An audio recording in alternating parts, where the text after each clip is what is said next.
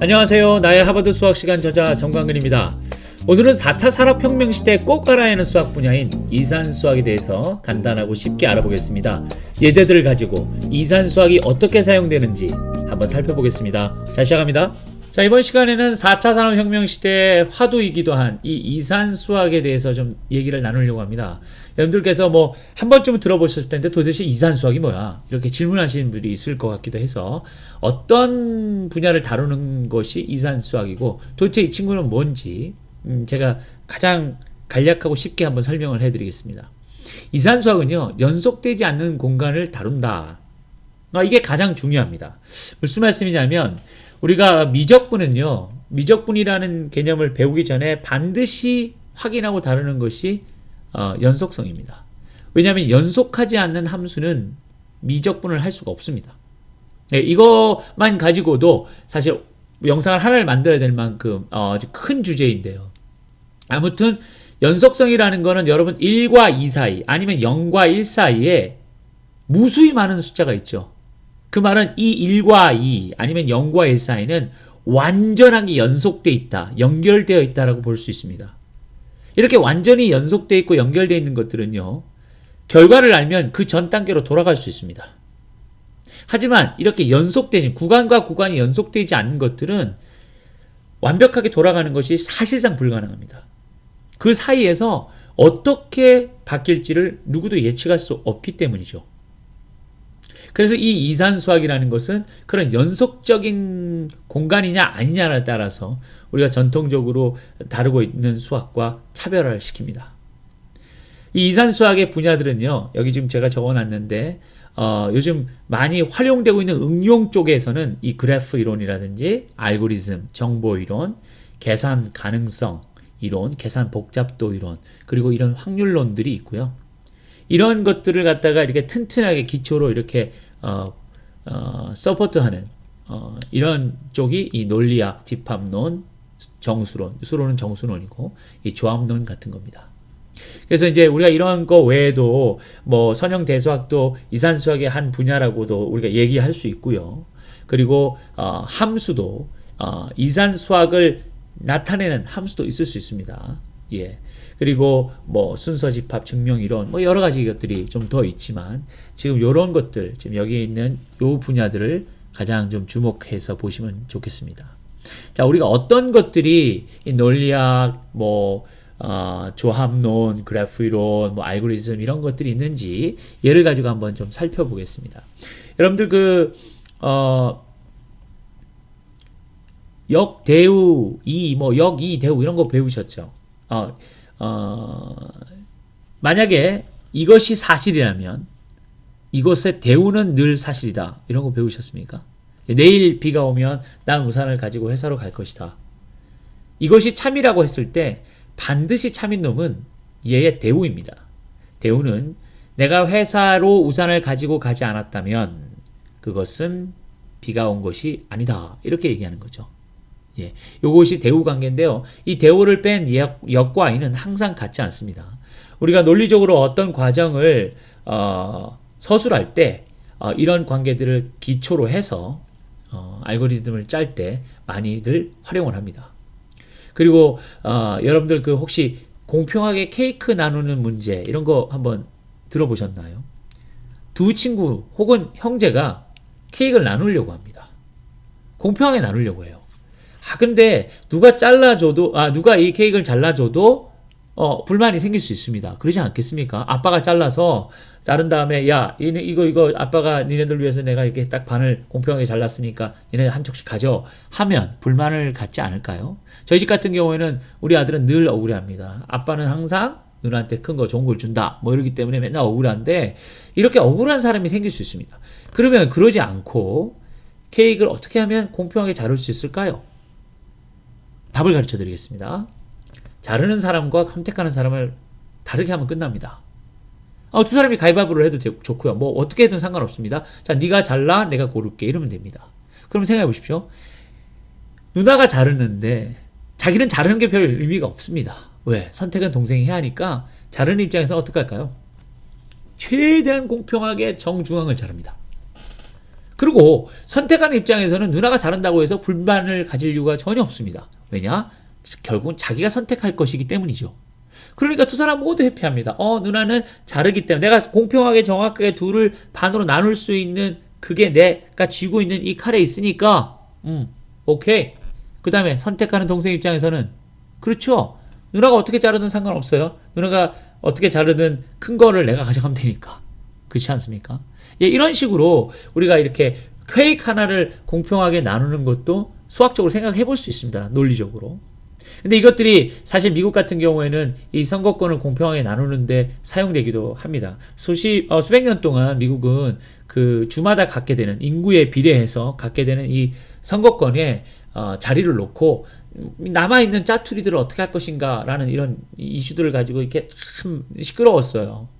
그게 무슨 말씀이냐면 미국 전체의 인구가 있고 미국 그 50개 주의 그 선거권이 있다고 합시다. 만약에 그게 100개라고 하면 미국 전체 인구를 그 100으로 나누면 몇 명의 인구당 한 개 선거권이 있는지가 나오겠죠. 이제 그걸 베이스로 해서 그걸 기초로 해가지고 그러니까 뭐 캘리포니아라든지 이런 주는 인구가 엄청 많거든요. 그리고 이제 중부에 있는 그 알라바마나 이런 미시시피, 테네시 이런 주들은 좀 인구가 적고요. 그러니까 인구가 많은 주는 아무래도 선거권을 많이 가져가야 되겠죠. 근데 문제는 뭐냐면 이 100개의 자석이 이 선거권이 공평하게 정확하게 딱 떨어지냐는 겁니다. 그렇지 않습니다. 나누다 보면요. 꼭 짜투리로 한두 개가 남게 돼 있어요. 짜투리로 뭐 98석은 정해졌는데 나머지 한두 석이 이게 남아버린 거죠. 그럼 이 나머지 한두 개를 누굴 줄 겁니까? 소수점을 반올림하면 됩니까? 소수점을 버리면 됩니까? 여러 가지 이슈들이 생겨날 수 있어요. 그래서 그런 것들이 이제 역사적으로 참 많은 이제 솔루션들이 오가면서 정치적인 이슈가 되기도 했고요. 그러니까 아무튼 이런 공평하게 무엇인가를 나누거나 결정 지어주는 것들은 실제 요즘 현대를 살아가는 우리들이 당면하는 아주 중요한 문제이기도 합니다. 그러니까 이런 문제들을 해결하는데도 이 이산수학이 사용된다는 말씀이고요. 그리고 아주 유명한 이 웹판원 문제가 있는데요. 여러분들 이거 영어로 이제 traveling salesman problem이라고 하는데 한번 생각해 봅시다. 여러분들이 무엇을 팝니다. 그런데 서울에서 출발해서요. 전국에 있는 대도시를 다 거쳐서 서울로 다시 돌아오려고 합니다. 그러면 여러분들 입장에서는 여행을 많이 하고 운전을 많이 하는 게 좋은가요? 그렇지 않죠. 예, 그건 효율 면에서도 떨어지는 겁니다. 그러니까 뭐 서울에서 부산 갔다가 부산에서 다시 인천 왔다가 인천에서 다시 원주 갔다가 이렇게 할 이유는 전혀 없는 것이죠. 내가 시계 방향으로 돌겠다 그랬으면 서울을 출발해서 이렇게 강원도 쪽에서 이제 쭉 돌면서 경상북도, 경상남도 지나 전라남도, 전라북도 거쳐서 충청남도, 청청북도를 거치고 경기도, 인천에서 서울로 돌아가면 그렇죠. 딱 한 바퀴를 도는데 최단거리가 되지 않을까요? 근데 또 이렇게도 얘기할 수 있습니다. 이게 과연 고속도로가 어떻게 나여 있고 또 도시와 도시들, 대도시와 대도시들이 얼마나 짧은 거리에 고속도로 연결되어 있냐에 따라서 이게 정답이 아닐 수 있습니다. 이런 문제들은 사실 효율 그리고 어떤 그 뭐라 그럴까요? 최적화라는 이슈에서는 대단히 중요할 수밖에 없습니다. 이 웹판원 문제가 실제로 사용되고 있는 그 분야는 이 네트워크 있죠. 우리가 여러분께서 어떤 데이터를 A에서 B로 보내려고 할 때 거미줄처럼 얽혀져 있는 이 네트워크를 통해서 데이터가 전달되는데요. 이게 가는 길이 한 가지일까요? 그렇지 않습니다. 수만 가지의 길들이 있습니다. 근데 이 수만 가지의 길들을 가장 효율적으로 짧고, 그러니까 빠르다는 얘기죠. 짧다는 얘기는 어떤 허브를 덜 지나가면 된다는 얘기니까. 그리고 가장 빠르고, 그리고 또 뭐죠? 여러 지역들이나 아니면 시간이나 상황에 따라서 어떤 네트워크 구간들이 좀 더 뭐라 그럴까요? 좀 이렇게 헤비 트래픽이 많을 수 있습니다. 그럴 땐 돌아가는 것들도 방법이겠죠. 이런 식으로 이제 네트워크를 관리하는 분들은 이제 네트워크를 이렇게 이게 개발하는 분들은 이런 알고리즘 문제를 꼭 공부하게 됩니다. 그리고 이제 미국의 아마존, 한국의 쿠팡이라는 회사가 있죠. 이런 회사들이 그 고객들이 주문한 것들을 이제 택배를 딜리버리를 해야 되는데 그 택배를 이 운반하시는 분 입장에서는 어떨까요? 운전을 덜 하면 좋겠죠. 그리고 빨리 집으로 돌아가면 좋겠죠. 이거 다 배달하고. 그러면 이런 택배 회사들이 이런 웹판원 문제를 가지고 있는 이 웹판원 문제가 보여주는 이런 알고리즘을 이용해서 자기네들의 어떤 그런 뭐라 그럴까요? 그 배달해야 되는 물건들을 최적화하려고 최대한 빨리 하고 효율적으로 하려고 알고리즘을 만들까요? 안 만들까요? 예, 만듭니다. 이런 것들이 지금 사용되고 있고요. 그리고 이 조합을 이용한 것들은 사실 우리나라에서도 초등학교 2, 3학년이면 이런 걸 물어보기도 합니다. 미국도 마찬가지고요. 4명이 방에 들어있는데 이 4명이 각자 모든 사람이 한 번씩 한 사람도 빠짐없이 악수를 하면 총 몇 번의 악수가 오가는 거야? 이렇게 물어보면 조합이라든지 이런 것들을 쓰지 않고요. 뭘 가지고 하죠? 예, 그림을 그려서 아니면 써봐서 할 수 있죠. A, B, C, D가 있는데 A가 B랑 하고 A가 C랑 하고 A가 D랑 하고 그다음 B는 다시 A랑 하지 않죠. 왜냐하면 이미 A와 B는 이미 약속을 했기 때문에 B 입장에서 다시 A랑 할 필요가 없기 때문에 B는 C랑 D랑 하면 되고 C는 또 D하고만 하면 끝나니까 이게 뭡니까? 예, 이게 조합입니다. 예, 4개에서 2개를 선택해서 나올 수 있는 경우의 수를 구하면 그것이 답이 되는데요. 이 200명의 사람들이 회의장에 있다고 하면 이런 식으로 이름을 써서 할 수 없습니다. 200명 다 써서 A라는 사람이 전부랑 다 악수하고 B도 전부 이제 한 사람도 빠짐없이 다 악수하고 이러면 총 몇 번의 악수가 오가야 할까요? 라는 질문이 그렇게 간단하겠습니까? 그렇지 않습니다. 답은 19,900번입니다. 19,900번을 다 세워봐야 할까요? 예, 그러면 그건 수학이 아니죠. 그러니까 이런 식으로 우리가 수학적인 이론과 논리들을 가지고 얼마든지 우리가 질문할 법한 것들에 대한 답들을 빠르고 효율적으로 찾을 수 있습니다. 그러니까 이것이 빅데이터와 알고리즘을 바탕으로 한 이 4차 산업혁명에서 얼마나 중요하겠습니까? 정말 수도 없이 많은 응용 분야가 존재합니다. 요즘은 여러분들 예전하고는 달라서요. 예전엔 기업들이 이 분기별로 3개월에 한 번씩 1년에 4번 회사가 판매한 실적 그리고 이런 여러 가지 기업을 운영하면서 나온 데이터들을 어떻게 합니까? 예, 분석해서 발표하고 그리고 그걸 토대로 그 다음 분기 혹은 내년의 것들을 준비해 나가죠. 요즘 그러지 않습니다. 왜냐하면 모든 하루 아니 심지어 1시간 아니 이게 분 단위로 모든 이 오고 가는 것들이 다 클라우드에 저장되어져서 그리고 그 안에서 데이터가 분석되어지고 그리고 예측이 가능한 시대에 뭘 이렇게 1년에 4번씩 쪼개서 하겠습니까?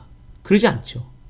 그러니까 이제는 우리가 소위 말하는 이 데이터, 정보라는 것도 움직인다는 겁니다.